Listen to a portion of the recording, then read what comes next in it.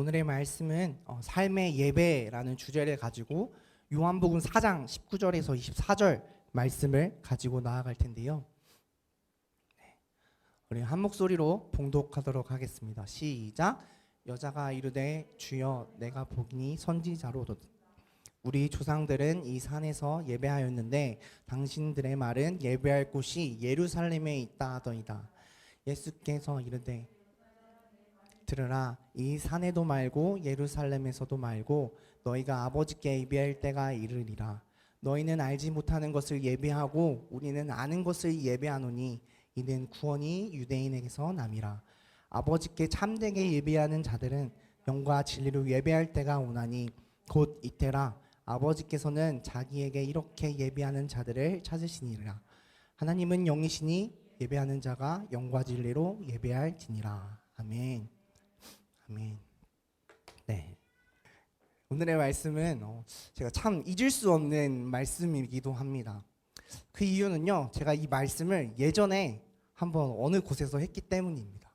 제가 처음 전도사로 부임해서 한 중학교 모임에, 예배 모임에 초대가 된 적이 있어요. 거기서 했던 예배의 말씀이었는데요. 그 예배 가운데 그 아이들이 모였을 그 장소는 굉장히 학교 구석이었어요. 저를 딱 마주하고 저를 불렀는데 저를 한 구성태기로 이렇게 유인을 하더라고요.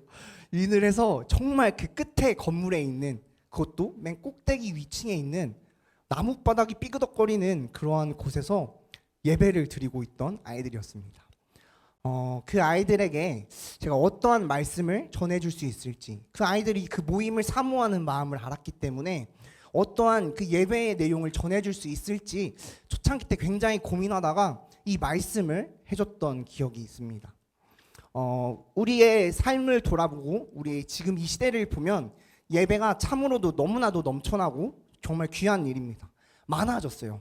또 온라인으로도 유튜브만 예배를 쳐도 엄청 많은 예배들이 현장 예배들이 보여지고, 또한 지금 교회, 대한민국뿐만 아니라 전 세계의 교회들이 정말 이 주일만 되면 동시다발적으로 예배를 드리죠. 또한 1부, 2부, 예배 3부, 4부 이렇게 많이 예배를 드립니다.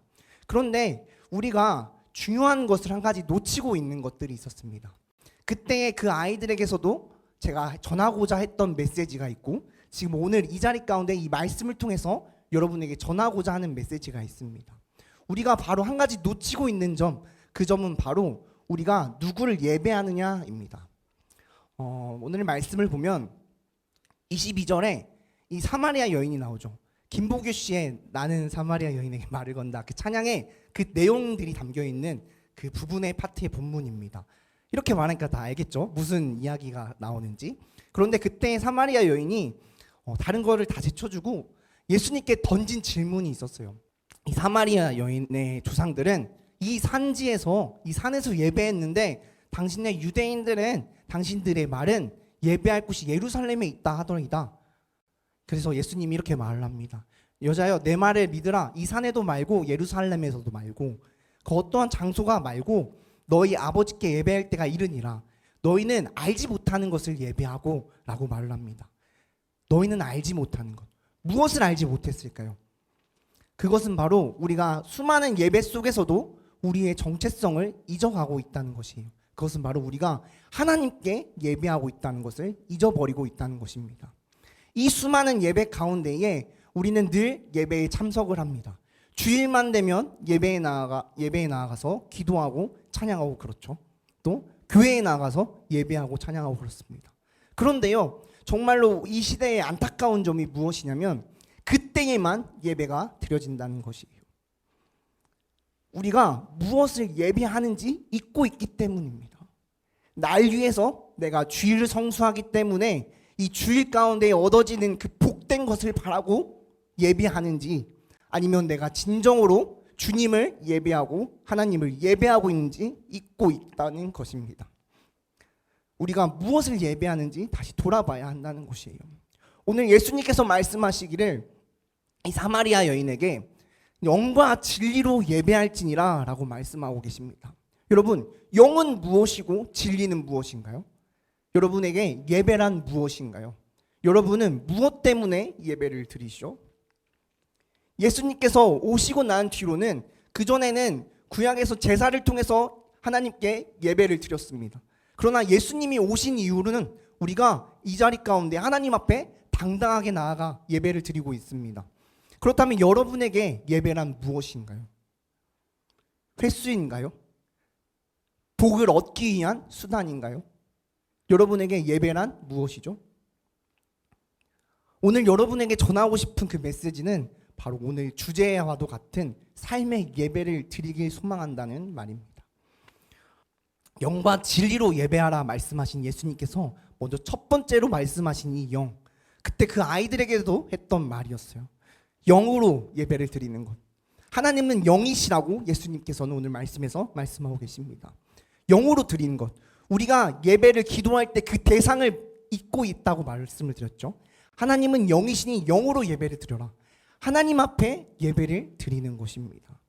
우리가 이 예배 가운데에 하나님이 계시지 않으면 그 예배는 예배라고 할 수 없는 거예요. 그런데요, 이거를 다르게 보자면 어느 곳에서나 내 안에 하나님이 계시면 그 자리는 어떠한 자리가 되죠? 예배하는 자리가 됩니다. 여러분, 영으로서 예배하라는 것은 우리가 기도로서 예배 전에 이 자리 가운데 함께하여 주세요. 주님 임재하여 주세요. 주님 이 예배를 받아주세요. 기도하는 것과 같이 하나님 함께 하셔서 하나님 함께 하셔서 예배를 함께 하셔서 나의 삶의 예배가 되도록 내 마음에 함께 하시고 나와 동행해 주세요 하는 것이 바로 이 영으로서 예배하는 것입니다. 그렇다면 진리로 예배하는 것은 무엇일까요? 진리로 예배하는 것은 제가 좀 전에 말씀드렸던 것과 같습니다. 여러분, 왜 이 자리 가운데 예배하러 나오셨죠? 어째서 예배할 수 있으시죠? 이 진리로 예배하라는 것은 예배는 자각하는 것이기 때문입니다. 우리가 예배하는 것은 이 예배는 우리가 자각하는 거예요. 우리가 어떻게 이 예배를 드릴 수 있게 되었는지를 자각하는 거예요. 내가 왜 이 예배를 드릴 수 있는 특권을 누리게 되었는지, 내가 왜 하나님 앞에 이렇게 기도하고 주님의 이름을, 하나님의 이름을 외치면서 직접적으로 기도로서 하나님께 말씀드릴 수 있게 되었는지를 우리가 자각하는 것이 바로 예배입니다. 진리로서 예배하는 것. 바로 주님께서 십자가에 지셨기 때문에, 그 십자가의 사건이 있었기 때문에 우리가 하나님 앞에 죄인이었던 내가, 감히 하나님 앞에 얼굴도 내밀 수 없었던 내가 주님을 통하여서 예수님의 이름으로 예배를 드리게 될 수 있다는 것을 자각하는 것, 그것이 바로 우리가 진리로 예배하는 것입니다. 여러분, 우리의 삶은 삶의 예배가 되어야 합니다. 삶이 예배가 되어야 해요. 이게 근데 굉장히 어려운 일이에요. 누군가는 어떤 환경 속에서도 그 환경이 정말로 예배할 수 없는 곳일 수도 있어요. 또 누군가는 그 주변의 모든 사람들이 정말 기독교인이 아니라서 내가 예배할 수 없는 순간이 찾아올 수도 있어요. 또 누군가는 몸이 안 좋아서 내가 교회에 가서 예배할 수 없는 순간이 찾아올 수 있습니다. 그런데요, 하나님께서는 말씀하십니다. 예수님께서는 말씀하세요. 나의 이름으로 한두 사람이 모인 곳에는 임하시겠다라고 말씀하세요. 그런데요, 영과 진리로 예배하는 자들 가운데는 당연히 임하시겠죠. 영으로 예배하는 자들, 하나님의 임재를 구하고 하나님과 함께 동행하는 자들 가운데, 또한 내가 왜 예배를 누리게 되고 이 예배 가운데 예배를 드리게 되었는지, 예배를 드릴 수 있게 되었는지, 어떠한 자격으로 내가 예배를 드릴 수 있게 되었는지, 그 진리를 자각하는 자들 가운데에 함께 하신다고 말씀하고 계세요. 여러분, 구약을 살펴보면 에녹은 300년 동안 하나님과 동행하였다고 말씀하십니다. 다 동행하여서 하늘로 그대로 올라갔다고 말을 해요. 300년이요. 이 숫자라는 게 누군가에게는 정말로 의미적으로 큰 숫자일 수 있지만, 그것을 떠나서 하나님과 무려 300년을 동행했다는 것은 하나님과 함께 하였다는 거예요. 하나님이 가라면 가고, 하나님이 일로 와 하면 일로 오고, 하나님이 말하고 계시면 듣고, 하나님이 이렇게 해 하라면 했다는 거예요. 이게 영으로서 예배하는 삶의 예배자의 모습입니다. 여러분이 그러한 영으로서 예배하는 예배자 되기를 소망합니다. 또한 그리고 삶 가운데에 우리가 가장 잊지 말아야 할 것은 바로 우리가 예배하는 이유, 예배는 자각이라고 했죠.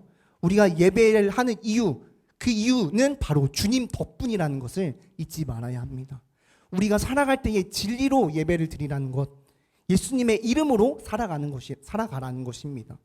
여러분 가운데에는 정말로 주님을 사모하는 마음으로 나온 사람도 있고, 또 누군가는 어쩔 수 없이 나오는 사람도 있고, 또 누군가는 그냥 친구들 나가서 나온 사람들도 있을 수 있습니다.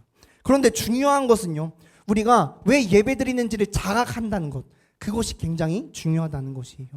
우리가 왜 예배를 드리게 되었는지, 주님께서 왜 날 위해 십자가에 못 박히셨는지, 그것을 우리가 계속해서 생각해내야 된다는 것입니다.